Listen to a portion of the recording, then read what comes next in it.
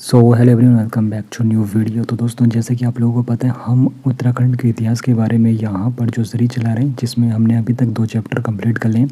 अगर आप लोगों ने अभी तक वो कंप्लीट नहीं किया तो आप लोग प्लेलिस्ट को चेकआउट कर सकते हो, जहाँ पर आप लोग उत्तराखंड के इतिहास के पहले 2 चैप्टर में आप लोग काफ़ी इन्फॉर्मेशन जानने वाले हो और काफ़ी ज़्यादा वहाँ से आप लोगों के प्रश्न भी तैयार होने वाले हैं। और आज के इस चैप्टर में हम काफ़ी इन्फॉर्मेशन जानेंगे कत्यूरी राजवंश के रिगार्डिंग, और वीडियो के एंड में 50 MCQ भी आपको मिलेंगे, जहां पर आप लोगों की तैयारी अच्छे से हो जाएगी। तो पहले मैं यहां पर आपको विस्तार से बताऊंगा, उसके बाद MCQ के जरिए आप लोग यहां पर चेकआउट कर सकते हो कि आप लोगों ने कितनी अच्छे से यहां पे प्रिपरेशन कर ली है।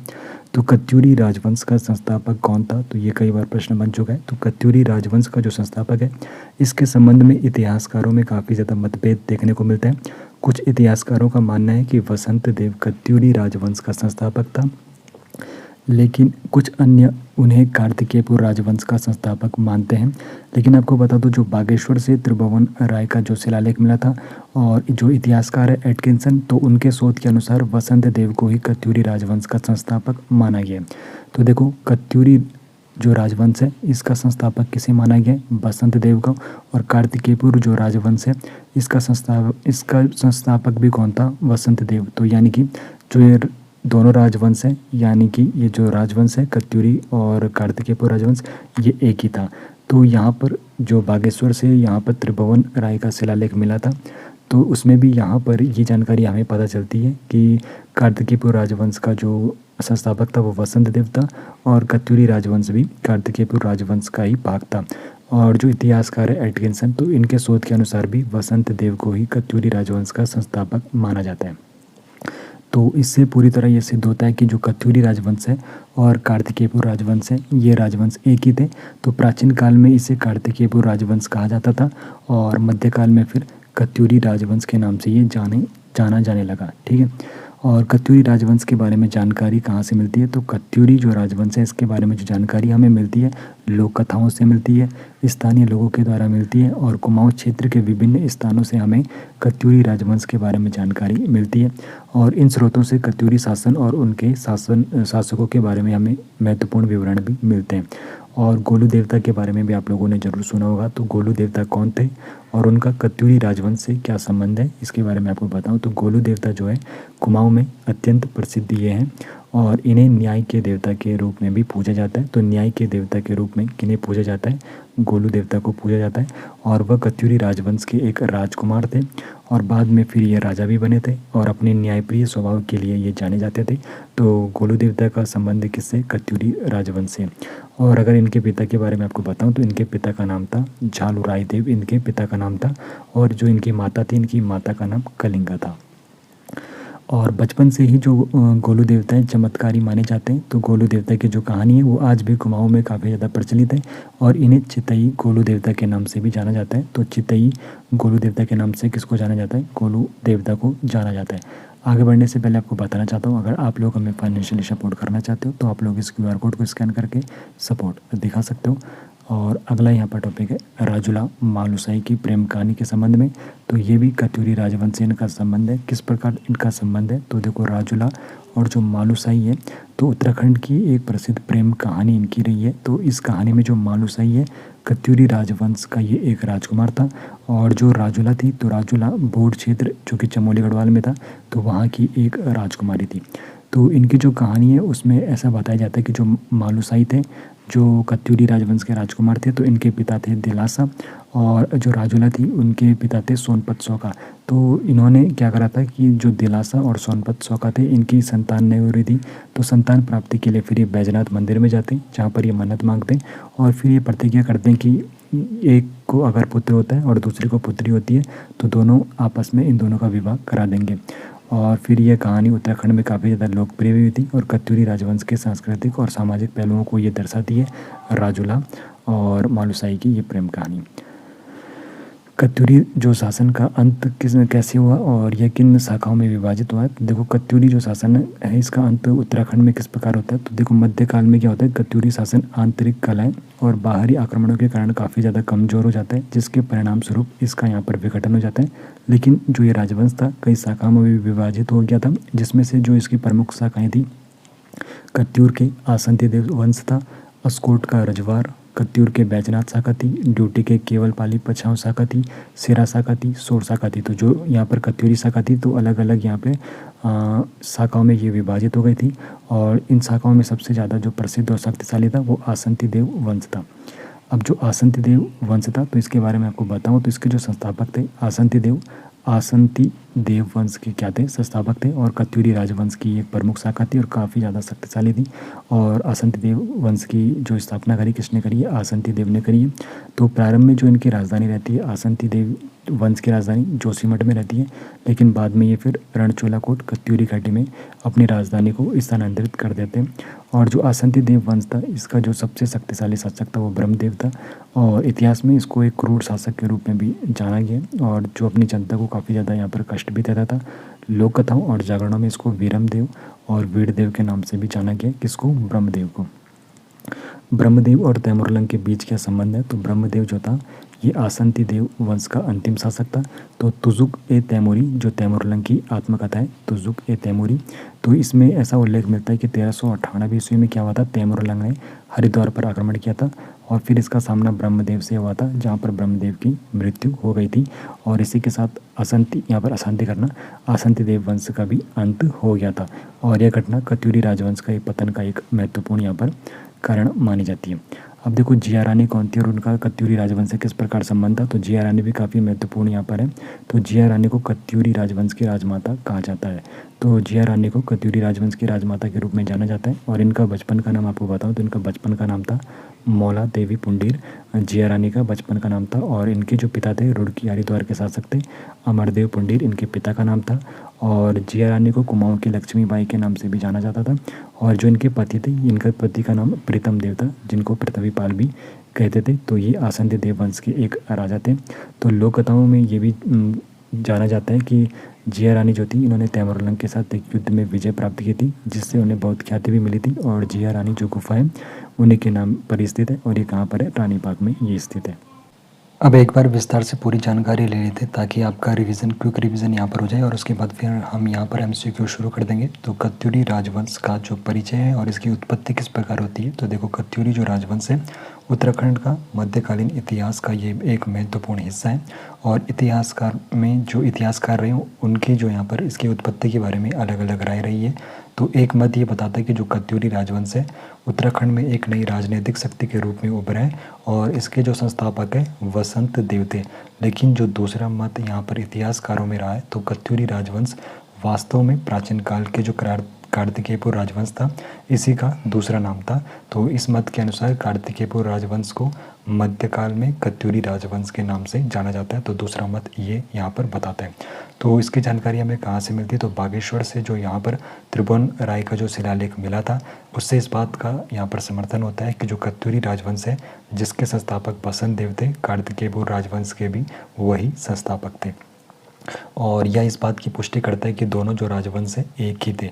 और यहाँ पर और कौन यहाँ पर इसकी पुष्टि करता है, तो प्रसिद्ध इतिहासकार थे एटकिंसन। तो वो भी इस मत का समर्थन करते हैं कि जो कत्यूरी राजवंश है इसकी स्थापना वसंत देव ने करी और कत्यूरी राजवंश ही कार्तिकेयपुर राजवंश था। ठीक है, पहले कार्तिकेयपुर राजवंश था प्राचीन काल में, फिर जो मध्यकाल रहता है तो उसमें कार्तिकेयपुर राजवंश को कत्यूरी राजवंश यहाँ पर जाना जाता है। अब कत्यूरी शासन की जो जानकारी के स्रोत मिलते हैं तो यहाँ पर इसके जो मुख्य स्रोत है वहाँ की स्थानीय लोक कथाओं, कुमाऊं में पाई जाने वाली कई जगहों से कत्यूरी शासन के बारे में जानकारी मिलती है। तो प्रमुख व्यक्ति जिनका संबंध है कत्यूरी राजवंश से, जिसमें गोलू देवता काफ़ी ज़्यादा प्रसिद्ध है। तो गोलू देवता कुमाऊं के अत्यंत प्रसिद्ध देवता भी हैं और इन्हें न्याय के देवता के रूप में पूजा भी जाता है। इनका संबंध कत्यूरी राजवंश से था। तो कत्यूरी राजवंश के ये एक राजकुमार थे और बाद में फिर ये राजा भी बनते हैं और अपने न्यायप्रिय स्वभाव के लिए जाने जाते हैं। तो अगर इनके पिता के बारे में पूछा जाएगा तो इनके पिता का नाम था झालुराई देव, इनके पिता का नाम था, और इनकी माता का नाम कलिंगा था। तो माता का नाम रानी कलिंगा और पिता का नाम था झालुराई देव। अब गोलू देवता के जन्म से संबंधित एक रोचक कहानी भी है कि ऐसा बताया जाता है कि झालू देव जो थे इनकी 7 पत्नियां थीं लेकिन उन्हें कोई भी संतान नहीं हुई थी। और फिर वन में एक बार इनकी मुलाकात कलिंगा नामक एक सुंदर युवती से होती है जिससे उन्होंने विवाह कर लिया और कलिंगा से उन्हें फिर गोलू देवता नामक एक पुत्र की प्राप्ति होती है और जो बचपन से ही काफ़ी ज़्यादा चमत्कारी थे। तो गोलू देवता को चितई गोलू देवता के नाम से भी जाना जाता है। अब कत्यूरी राजवंश में राजुला और मालूशाही की प्रेम कहानी के बारे में भी काफ़ी जानकारी मिलती है। तो यह उत्तराखंड की सबसे प्रसिद्ध प्रेम कहानियों में से एक रही है। तो मालूशाही जो थे कत्यूरी राजवंश के राजकुमार थे, और जबकि जो राजुला थी चमोली के बोट क्षेत्र की एक राजकुमारी थी। तो इनकी जो कहानी है उसमें जो मालूशाही के पिता रहते हैं, मालूशाही के पिता दिलासा, और ये कत्यूरी राजवंश के राजा थे। और जो राजुला थी तो इसके पिता सोनपत साहब बोट क्षेत्र के एक व्यापारी थे। तो दोनों ये संतानहीन थे। कौन कौन? मालूशाही के पिता दिलासा और राजुला के जो पिता थे सोनपत साहब, तो ये क्या थे? संतानहीन थे। और फिर ये क्या करते हैं? बैजनाथ मंदिर में संतान प्राप्ति के लिए प्रार्थना करते हैं, और वहाँ पर इन दोनों की भेंट होती है। किस किस की? सोनपत साहब की और दिलासा की भेंट होती है। फिर ये क्या करते हैं? जो यहाँ पर मन्नत मांगते हैं भगवान से, तो फिर यहाँ पे प्रतिज्ञा करते हैं कि यदि उन्हें संतान होती है, एक पुत्र और एक पुत्री, तो वे उन दोनों का विवाह करा देंगे। और ईश्वर के आशीर्वाद से दिलासा को मालूशाही नामक पुत्र की प्राप्ति होती है, और जो सोनपत साहब रहता है तो इसको राजुला नामक पुत्री यहाँ पर प्राप्त होती है। फिर दिलासा, जो मालूशाही का पिता था दिलासा, तो उसका देहांत हो जाता है। तो मालूशाही को इस प्रतिज्ञा के बारे में कोई जानकारी भी नहीं थी कि दिलासा और जो सोनपत साहब था इन्होंने प्रतिज्ञा करी थी, लेकिन जो मालूशाही था उसको इस बारे में कोई जानकारी नहीं था। और राजुला के पिता अब जो थे उसका विवाह कहीं और करने लगे थे। फिर क्या होता है? मालूशाही को क्या होता है? सपना आता है, और सपने में उसको राजुला दिखती है। फिर उन्हें उससे प्रेम भी हो जाता है। फिर अंततः कई बाधाओं के बाद उन दोनों का विवाह भी हो जाता है। काफ़ी लंबी कहानी है, आप लोग अगर विस्तार से जानना चाहते हैं तो आप लोगों को नेट में भी ये कहानी पढ़ने को मिल जाएगी। और कत्यूरी राजवंश का जो विघटन होता है तो ये किस प्रकार होता है? और आसंती देव वंश भी यहाँ पर इनकी एक शाखा रहती है जो कि काफ़ी ज़्यादा शक्तिशाली रहती है। तो मध्यकाल में क्या होता है? कत्यूरी शासन काफ़ी ज़्यादा कमज़ोर हो जाता है आंतरिक मतभेदों के कारण और बाहरी शत्रुओं के कारण। कई छोटी शाखाओं में बढ़ जाता है, और इन शाखाओं में जो प्रमुख थी उसमें कत्यूर का आसंती देव हो गया, और अस्कोट के रजवार हो गया, बैजनाथ शाखा हो गई, ड्यूटी के केवल पाली पंचाव शाखा हो गई, सिरा शाखा हो गई, सोर शाखा हो गई। तो ये जो कत्यूरी शासन था ये अलग अलग शाखाओं में बढ़ जाता है, और इनमें जो सबसे प्रसिद्ध और शक्तिशाली शाखा थी वो आसंती देव शाखा थी। और आसंती देव जो वंश था इसकी स्थापना आसंती देव ने करी थी। और प्रारंभ में जो इनकी राजधानी रहती है आसंती देव वंश की, वो जोशीमठ में रहती है, लेकिन बाद में फिर जो आसंती देव रहता है इस वंश का जो संस्थापक रहता है कत्यूर घाटी रणचूलाकोट में ये स्थानांतरित कर देता है अपनी राजधानी को। तो जो आसंती देव वंश था इस वंश का जो अंतिम राजा था, अंतिम शासक था, वो ब्रह्मदेव था। अब ब्रह्मदेव और तैमूरलंग का आक्रमण के बारे में भी काफ़ी जानकारी मिलती है। तो ब्रह्मदेव को एक हत्यारी शासक यहाँ पर माना जाता है। तो इसने अपनी जनता को काफ़ी ज़्यादा कष्ट भी देते, और लोक कथाओं में इसको वीरमदेव और वीरदेव के नाम से भी जाना जाता है। तो वीरमदेव और वीरदेव के नाम से किसे जाना जाता है? ब्रह्मदेव को जाना जाता है। अब तुझके तैमूरी के अनुसार, तुझके तैमूरी जो कि तैमूरलंग के जीवन पर आधारित है, तुझके तैमूरी के अनुसार तैमूरलंग है 1398 ईस्वी में क्या करता है? इसने हरिद्वार पे आक्रमण किया था। और जब इसने हरिद्वार पर आक्रमण किया था 1398 में, तो इसका सामना होता है ब्रह्मदेव से, और ब्रह्मदेव की फिर यहाँ पर मृत्यु हो जाती है। और ब्रह्मदेव की मृत्यु के साथ ही आसंती देव वंश का भी अंत हो जाता है। अब देखो जिया रानी का भी संबंध यहाँ पर काफ़ी ज़्यादा है कत्यूर वंश से, कत्यूरी राजवंश से। तो जिया रानी को पिंगला के नाम से भी जाना जाता है, और मौला देवी के नाम से भी किसको जाना जाता है? तो पिंगला और मौला देवी के नाम से जाना जाता है जिया रानी को। अब जो जिया रानी रहती है तो कत्यूरी राजवंश की ये राजमाता इनको कहा जाता है। तो कत्यूरी जो राजवंश है इसकी राजमाता किसको कहा जाता है? जिया रानी को कहा जाता है। और इनके बचपन का नाम पूछा जाएगा तो मौला देवी पुंडीर इनके बचपन का नाम था। तो जिया रानी के बचपन का नाम मौला देवी पुंडीर था। अब क्या होता है? इन्हें कुमाऊँ की लक्ष्मी बाई के नाम से भी जाना जाता है। उनके शौर्य और वीरता को ये दर्शाता है, जिसकी वजह से इन्हें कुमाऊँ की लक्ष्मी बाई के नाम से भी जाना जाता है। और जो जिया रानी थी जिनका बचपन का नाम मौला देवी पुंडीर था, इनके पति का नाम था प्रीतम देव, और पृथ्वीपाल भी इनको कहते थे। ये अशांति देव जो वंश था, अशांति वंश जो था उसके राजा थे। और जो जिया रानी थे इनके पिता अमरदेव पुंडीर क्या थे? रुड़की और हरिद्वार के ये शासक थे। तो जिया रानी के जो पुत्र होते हैं दामदेव और दुलादेव, जिया रानी और प्रीतम देव के पुत्र थे दामदेव और दुलादेव। और कुछ इतिहासकार ये भी मानते कि जो ब्रह्मदेव था प्रीतम देव की बड़ी रानी का पुत्र था। अब लोक कथाओं के अनुसार जिया रानी ने तैमूरलंग के साथ युद्ध में विजय प्राप्त की थी। और जो इनका युद्ध हुआ था जिया रानी और तैमूरलंग का, ये रानी बाग में हुआ था। और रानी बाग में ही क्या है? एक जिया रानी गुफा भी है, और यहाँ पर मेला भी लगता है रानी बाग में एक। उसके बाद जो कत्यूरी राजवंश था उसका अंत किस प्रकार पूरी तरह होता है? तो देखो ब्रह्मदेव जैसे ही हार जाता है उसके बाद 1191 ईस्वी में क्या होता है, नेपाल का जो राजा रहता है अशोक चल, तो यहाँ पर कत्यूर पर आक्रमण करके इसके कुछ भागों पर यहाँ पर कब्जा कर लेता है। फिर 1223 ईस्वी में नेपाल का एक और शासक रहता है कराचल देव, तो ये भी कुमाऊँ पर आक्रमण करके उसे अपने अधिकार में कर लेता है।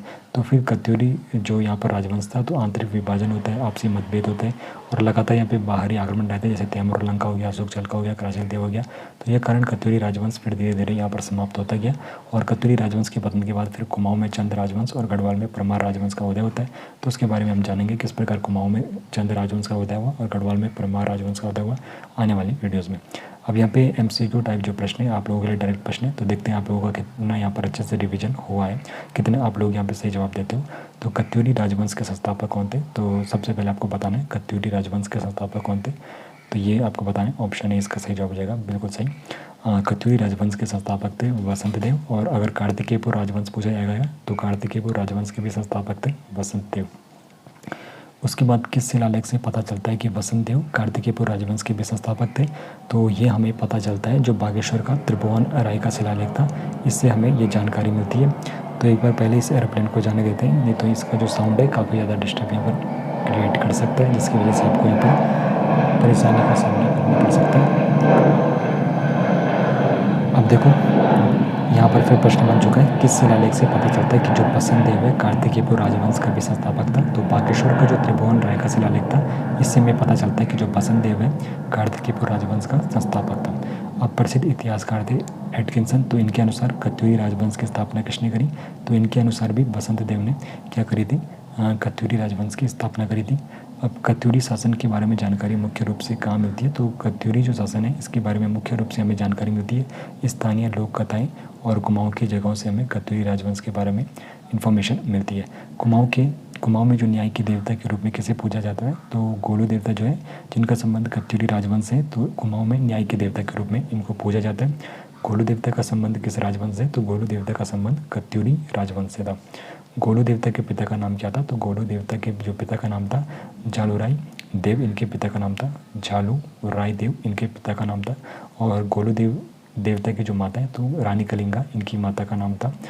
और गोलू देवता को किस और नाम से जाना जाता है, तो गोलू देवता को चित्तई के गोलू देवता के नाम से भी जाना जाता है, ये भी आपको पता होना चाहिए। और राजूला मालूशाही की जो प्रेम कहानी का संबंध है किस राजवंश से, तो राजूला मालूशाही इनका जो प्रेम प्रसंग है तो कत्यूरी राजवंश से इसका संबंध है। मालूशाही किस राजवंश के राजकुमार थे, तो मालूशाही जो थे कत्यूरी राजवंश के राजकुमार थे। राजूला कहाँ की राजकुमारी थी, तो राजूला जो थी बोर्ड क्षेत्र जो चमोली गढ़वाल में आता है, तो चमोली के बोर्ड क्षेत्र की ये राजकुमारी थी। अब मालूशाही के पिता का क्या नाम था, तो मालूशाही के पिता का नाम दिलासा था। और कत्यूरी शासन के कमज़ोर होने के बाद कौन सा वंश सबसे प्रसिद्ध और शक्तिशाली शाखा के रूप में उभरा, तो देखो कत्यूरी शासन जब कमज़ोर होता है तो ये अलग अलग जो इसके यहाँ पर अलग अलग यहाँ पर शाखाओं में विभाजित होता है। और सबसे जो यहाँ शक्तिशाली शाखा थी आसंती देव थी। आसंती देव वंश यहाँ पे सबसे शक्तिशाली शाखा बन के उभर रहा था। आसंती देव वंश की स्थापना किसने करी थी, आसंती देव ने करी थी। और आसंती देव वंश की प्रारंभिक राजधानी कहाँ थी, तो प्रारंभ में आसंती देव वंश की जो राजधानी रहती है जोशीमठ में रहती है, फिर ये रणचूला कोट में अपनी राजधानी बदल देते हैं। आसंती देव ने अपनी राजधानी जोशीमठ से कहाँ स्थानांतरित करी, तो कत्यूर घाटी में स्थित जो बैजनाथ है रणचूला कोट, वहाँ पर इन्होंने अपनी राजधानी स्थापित कर दी थी जोशीमठ से। आसंती देव वंश का जो अंतिम शासक था तो ब्रह्मदेव आसंती देव वंश का अंतिम शासक था, काफ़ी ज़्यादा क्रूर शासक ये था। और किस शासक को अत्याचारी माना जाता था और लोक कथाओं में वीरमदेव के नाम से भी जाना जाता है, तो ये ब्रह्मदेव को ही माना जाता है। तुजुके तैमूरी के अनुसार 1398 ईस्वी में तैमूर लंग ने हरिद्वार पर आक्रमण के दौरान किस शासक का सामना किया, तो तुजुके तैमूरी के अनुसार 1398 में तैमूर लंग ने हरिद्वार पर आक्रमण के दौरान ब्रह्मदेव का सामना किया था, जो आसंती देव का अंतिम क्या था शासक भी था। अब किस युद्ध में ब्रह्मदेव की मृत्यु थी, तो तैमूर लंग के साथ जो युद्ध हुआ था 1398 में हरिद्वार के नज़दीक, तो वहाँ पर इसकी मृत्यु थी। अब किस घटना के साथ आसंती देव वंश का अंत हो गया था, तो आसंती देव का जो अंत होता है ये जैसे ही ब्रह्मदेव की मृत्यु होती है तो तैमूर लंग का जो आक्रमण होता है वहाँ पर ब्रह्मदेव की मृत्यु होती है, तो इसी घटना के आधार पर आसंती देव के वंश का अंत हो जाता है। कत्यूरी राजवंश की राजमाता किसे कहा जाता है, तो जिया रानी को कत्यूरी राजवंश की राजमाता कहा जाता है। जिया रानी का बचपन का नाम क्या था, तो जिया रानी का बचपन का नाम था मौला देवी पुंडीर, इनके बचपन का नाम था मौला देवी पुंडीर। किसके बचपन का नाम था, जिया रानी का। कुमाऊँ की लक्ष्मी बाई के नाम से किसे जाना जाता है? तो कुमाऊँ की लक्ष्मी बाई के नाम से भी जाना जाता है जिया रानी को। जिया रानी के पति का नाम क्या था? प्रीतम देव या फिर पृथ्वीपाल, इनके पति का नाम था। जिया रानी के पिता का नाम क्या था? तो इनके पिता का नाम था अमरदेव पुंडीर। जिया रानी के पिता का नाम था अमरदेव पुंडीर। अब लोक कथाओं के अनुसार जिया रानी ने तैमूर लंग के साथ हुए युद्ध में कहाँ विजय प्राप्त करी? तो लोक कथाओं के अनुसार जिया रानी ने तैमूर लंग के साथ जो युद्ध हुआ था रानी बाग में, वहाँ पर विजय प्राप्त करी थी। रानी बाग में कौन सी गुफा स्थित है? तो रानी बाग जो है वहाँ पर जिया रानी गुफा स्थित है। अब ब्रह्मदेव की हार के बाद 1191 ईस्वी में किस नेपाली राजा ने कत्यूर पर आक्रमण कर कुछ भागों पर कब्जा कर लिया? तो देखो कहीं कहीं पर ब्रह्मदेव की हार जो बताई जाती है 1191 बताई जाती है, कहीं पर 1398 बताई जाती है, लेकिन जो यहाँ पर एक्चुअल होगा ब्रह्मदेव की हार 1398 में हुई थी। तो 1191 ईस्वी में किस नेपाली राजा ने कत्यूर पर आक्रमण कर कुछ भागों पर कब्जा कर लिया? तो वो करा था 1191 में अशोक चल, नेपाल का ही था राजा, तो इसने यहाँ पर अधिकार कर लिया कुछ क्षेत्र पर। उसके बाद फिर 1223 ईस्वी में एक और यहाँ पर नेपाल से आता शासक तो कुमाऊँ पर आक्रमण करता है और अपने क्षेत्र में इसको ले लेता है। वो उस वक्त कौन आता है? 1223 में आता है कराचल देव, यहाँ पर हमला करने आता है कुमाऊँ में। और कत्यूरी राजवंश के पतन का मुख्य कारण था आंतरिक यहाँ पर विभाजन था और आपसी मतभेद यहाँ पर देखने को मिल रहे थे और यहाँ पर लगातार बाहरी आक्रमण भी हो रहे थे। तो यहाँ पर उपरोक्त दोनों आपका सही जवाब हो जाएगा। और कत्यूरी राजवंश के पतन के बाद कुमाऊँ में किस राजवंश का उदय हुआ? तो कत्यूरी राजवंश का जब पतन हो गया तो उसके बाद यहाँ पर चंद राजवंश का भी यहाँ पर क्या होता है? उदय होता है कुमाऊँ में। और गढ़वाल में परमार राजवंश का उदय होता है। कत्यूरी राजवंश के पतन के बाद गढ़वाल में किस राजवंश का उदय हुआ था? तो परमार राजवंश का उदय होता है गढ़वाल में। अब किस राजवंश को प्राचीन कार्तिकेयपुर राजवंश का ही दूसरा नाम माना जाता है? तो ये कत्यूरी राजवंश को माना जाता है। और जो रानी कलिंगा थी इसकी कहानी में जालू राय जो देव थे, जो किसके पिता थे? ये किसके पिता थे? गोलू देवता के। तो इनकी कितनी पत्नियां थी? तो इनकी जो पत्नियां थी 7 पत्नियां थी, लेकिन उनसे कोई भी संतान नहीं हुई। फिर जालू राय की मुलाकात होती है रानी कलिंगा से, जो कलिंगा पहले थी फिर रानी तो बाद में बनती है। तो इनकी मुलाकात होती है, फिर इनको एक पुत्र की प्राप्ति होती है जिनका नाम था गोलू देवता। मालूसाई और राजूला के पिता किस मंदिर में संतान प्राप्ति के लिए प्रार्थना करते हुए मिले थे? तो मालूसाई और राजूला के जो पिता थे ये बैजनाथ का जो मंदिर था वहाँ पर मिलते हैं। कत्यूरी राजवंश का विघटन किन कारणों से हुआ? तो ये आंतरिक मतभेद और बाहरी शत्रुओं के कारण विघटन हुआ। अस्कोट के रजवार किस राजवंश की एक शाखा थी? तो अस्कोट के रजवार कत्यूरी राजवंश की एक शाखा थी। आसंती देव वंश का संस्थापक कौन था? तो आसंती देव वंश का संस्थापक था। जिया रानी को कुमाऊँ की लक्ष्मी बाई क्यों कहा जाता है? क्योंकि उनके शौर्य और वीरता के कारण। तैमूर लंग का आक्रमण किस वर्ष हुआ था? 1398 में हुआ था हरिद्वार पे। जिया रानी के पुत्रों के क्या नाम थे? तो दामदेव और दुलादेव। दामदेव और दुलादेव किसके पुत्र थे? ये जिया रानी के पुत्र थे। तुजुके तैमूरी के आक्रमण के बारे में जानकारी देती तो ये पर तैमूर लंग की जीवन पे तुजुके तैमूरी यहाँ पर लिखी गई है और ये तैमूर लंग के आक्रमण का यहाँ पर हमें जानकारी देती है। अब कत्यूरी राजवंश की किस शाखा की राजधानी बाद में बैजनाथ गई? तो कत्यूरी राजवंश की जो आसंती देव वंश था जिसकी पहली जो राजधानी रहती जोशीमठ में रहती है, फिर ये रणचूलाकोट जो कत्यूरी घाटी में वहाँ पर इसकी राजधानी रहती है। गोलू देवता का जन्म किससे हुआ था? तो गोलू देवता का जन्म था जालू राय देव और रानी कलिंगा से हुआ था। मालूसाई के पिता का नाम दिलासा था। तो राजवंश किस राजवंश के राजा थे? ये कत्यूरी राजवंश के राजा थे। जिया रानी के पिता अमरदेव पुंडीर कहाँ के शासक थे? तो रुड़की हरिद्वार के ये शासक थे। कत्यूरी राजवंश का अंत किस प्रकार होता है? तो आंतरिक विभाजन बाहरी आक्रमणों के कारण या धीरे धीरे समाप्त हो जाता है। कत्यूरी राजवंश के पतन के बाद उत्तराखंड के किस क्षेत्र में चंद राजवंश का उदय हुआ था? तो चंद राजवंश का उदय कुमाऊँ में हुआ था और गढ़वाल में परमार राजवंश का हुआ था। तो इस प्रकार आप लोगों ने MCQ के 50 क्वेश्चन भी देख लिए और पूरा रिवीजन आप लोगों का अच्छे से यहाँ पर हो गया होगा।